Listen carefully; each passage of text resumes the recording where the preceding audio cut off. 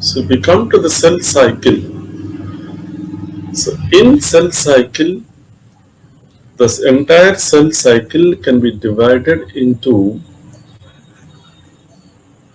two phases. That is interphase, and next one is mitosis.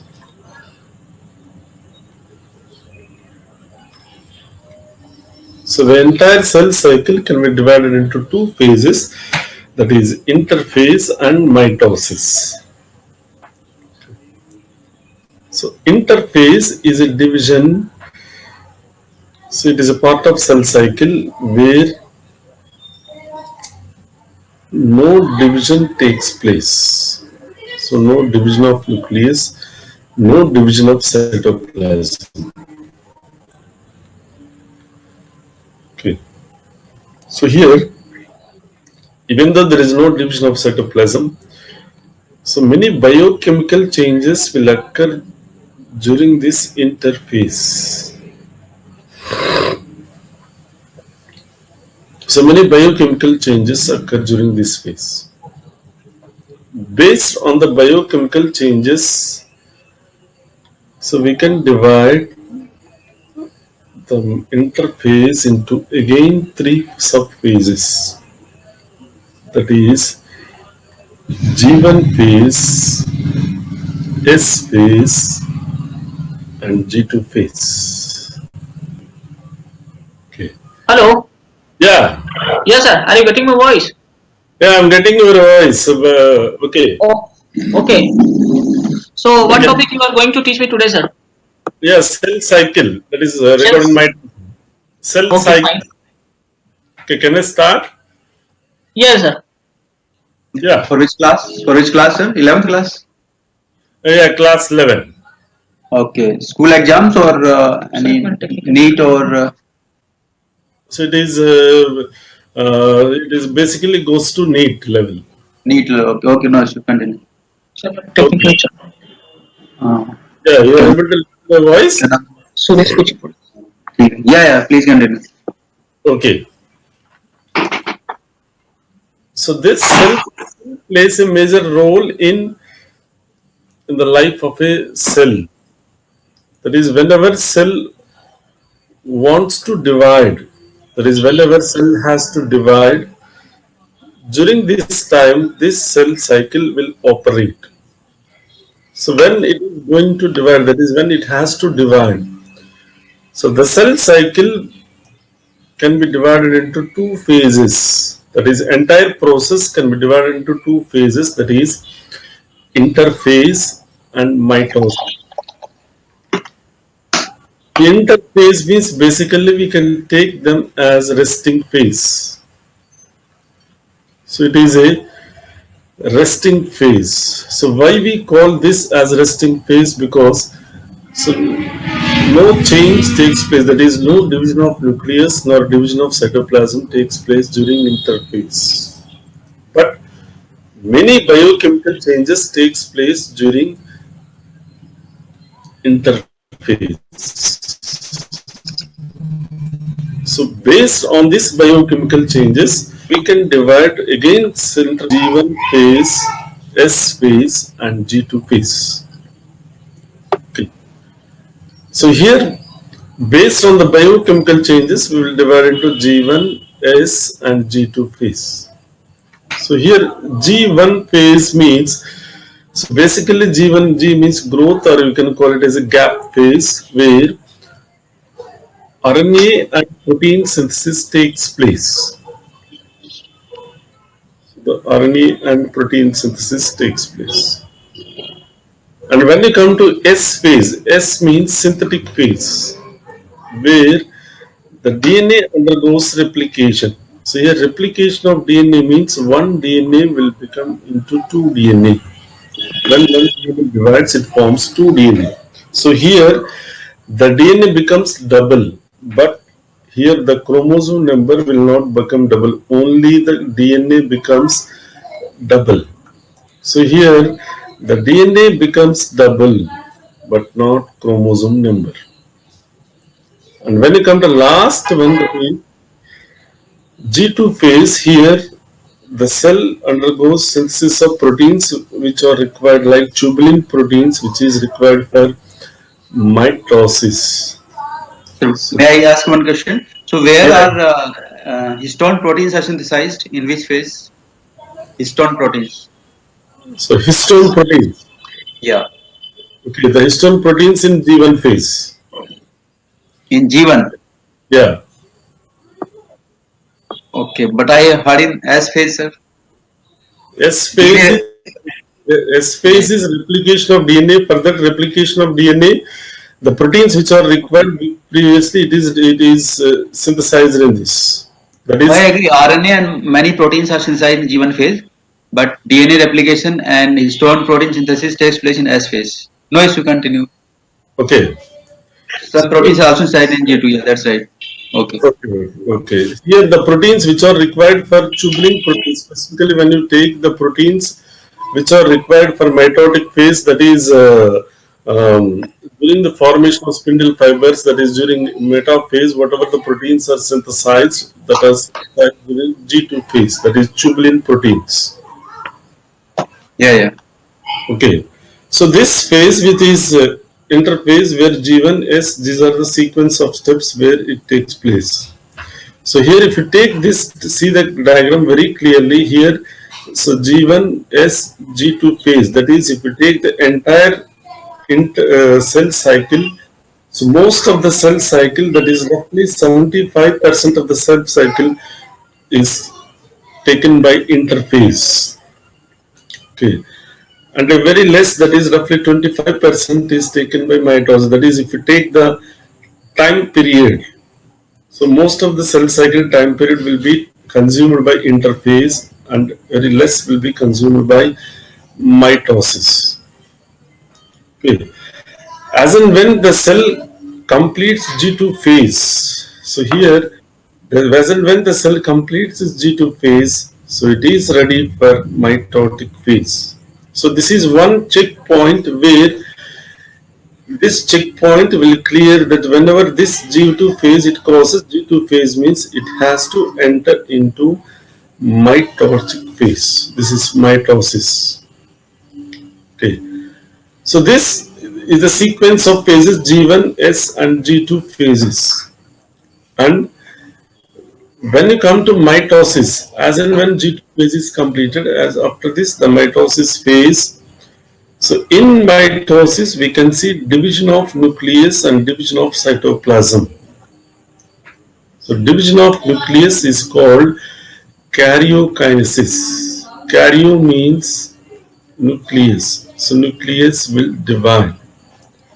After karyokinesis, we can see division of cytoplasm, that is called cytokinesis. So mitosis will, in the mitosis, the division of nucleus is called karyokinesis and the division of cytoplasm is called cytokinesis. Here, in previous questions, if we see takes place or even DNA duplication takes place in which phase means, that is duplication or replication means same, this is S phase. And during interphase, the chromatin material, that is DNA, is present in the form of a thread-like structure called chromatin. During this phase, we cannot see chromosomes. Only we can see chromosomes only during karyokinesis. That is during nuclear division only we can see chromosomes very clearly. That is whenever we want to see chromosomes, we should observe the cells when they are in this phase. So here the DNA will be present in the form of chromatin material only, just like the like structure. Okay. It is present in thread-like structure. So this is overall the interphase. What are the changes taking place in interphase? Okay. And next, when you come to mitotic phase, so whenever you come to mitotic phase, mitosis. So division of nucleus takes place and division of cytoplasm takes place. The division of nucleus is called karyokinesis. So based on the changes, the karyokinesis, that is division of nucleus, can be divided into 4 phases. The first one is prophase. Second one, metaphase. Third one, anaphase. And fourth one, telophase. So these are the 4 stages where there are taking place sequential changes takes place in the mitosis. That is 4 phases. Pro means 1, meta means center, ana means far away from the center, telo means the end phase. Okay. So whenever we come to the prophase 1, the first change takes place in the prophase is the chromatin material will undergo condensation. So when chromatin material undergoes condensation, so this chromatin material will form chromosomes. Then we can see rod-shaped structures called chromosomes. So from this stage only we can see the chromosomes. Before that we cannot see chromosomes. So when chromatin undergoes condensation, we can see rod-shaped structures called chromosomes. So in the center of chromosomes, we are having a spherical shaped structure is called centromere. And the structures which are present on either side of centromere, these are called arms. So this is one arm, this is one arm. So this is the first change takes place in prophase. And the next change, the arms of the chromosomes will split. Not centromere, only arms of the chromosomes will split. When arms of the chromosomes will split, it will form chromatids. So that means it forms 2 structures. These 2 are called chromatids. So this is one chromatid, this is one chromatid. That means each chromosome is having 2 chromatids. So here we should remember the number of chromatids. That is, each chromosome will have 2 chromatids. So we may get questions based on number of chromatids. That is, for example, if you take, there are 46 chromosomes in the human cell. So in this, during prophase, how many chromatids will be present means it is roughly, it comes to 92 chromatids will be present in that cell when it is undergoing this prophase. So here, so this is the next change, second change which occurs in prophase. And the last change is the nuclear membrane and nucleolus will disappear. So nuclear membrane and nucleolus disappear. Whenever nuclear membrane and nucleolus disappear, the chromosomes will be in the cytoplasm. So these are the 3 changes which take place during prophase. And here, basically, you should remember each chromosome will have 2 chromatids. This is one chromatid, this is one chromatid. And next, after this prophase, then it reaches to next stage called metaphase. Meta means center. So if you take the cell, so in prophase itself, the nuclear membrane and nucleolus got disintegrated. So there is no, at present we cannot see a nuclear structure, only chromosomes and cytoplasm. So these chromosomes, they are held in the center by spindle apparatus.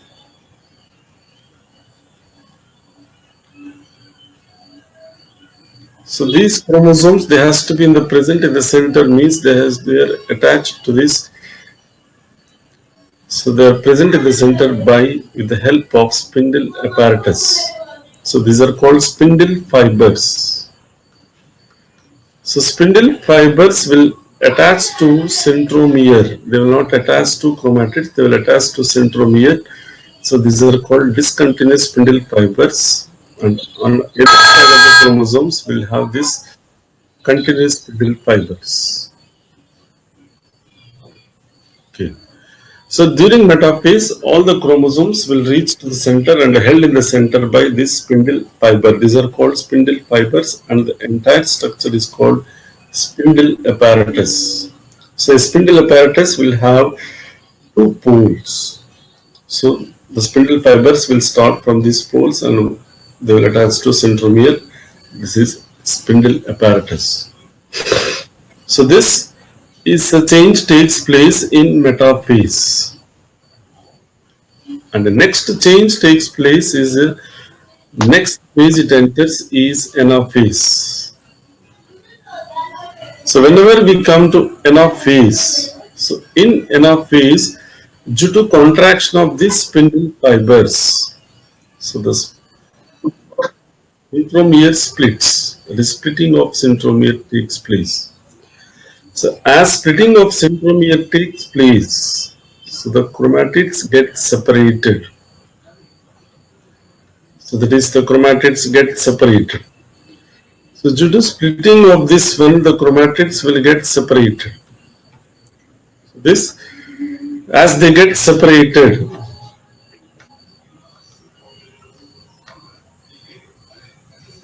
so we will get daughter chromosomes. These are called daughter chromosomes. So these daughter chromosomes will reach to this one will reach to this end and this one will go to this end. So that is, after completion of anaphase, at the ends we can see group of chromosomes. That is, here we can have a group of chromosomes, here we can have a group of chromosomes.